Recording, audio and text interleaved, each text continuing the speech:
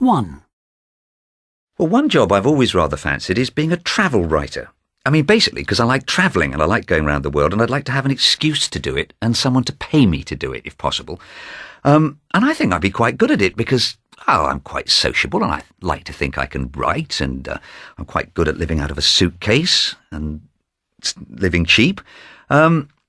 And it just seems to be a wonderful way of seeing the world. I mean, I don't actually know anybody who does it, but I've always sort of envied people like Michael Palin who do these television series going all around the world, and they seem to have such a wonderful time.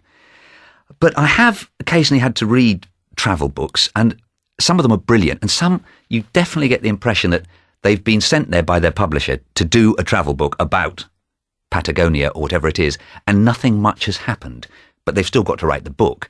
So you get rather a boring, drudgy book sometimes, and I suppose that might be a drawback, that you feel you had to write a book, even if you've got nothing to say.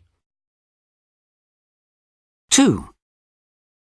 Well, what I'd really hate to do is any sort of job on a production line, any sort of real drudgery where there's really no sort of mental input at all, but you're just repeating the same task again and again and again, and I think that would probably drive me insane. I have done something a bit like it. When I was about 18, I worked in a plastics factory to earn some money for a couple of months.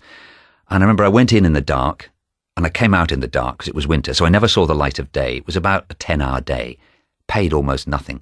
We had half an hour for lunch, and the noise of the machines was so loud that you could shout at the top of your voice and the person next to you couldn't hear you. And the smell of plastics filled the air, and it was absolutely hideous. The only advantage was that it was so loud that you could actually sing at the top of your voice and nobody could hear. So I spent a lot of my day singing to myself, which I quite enjoyed.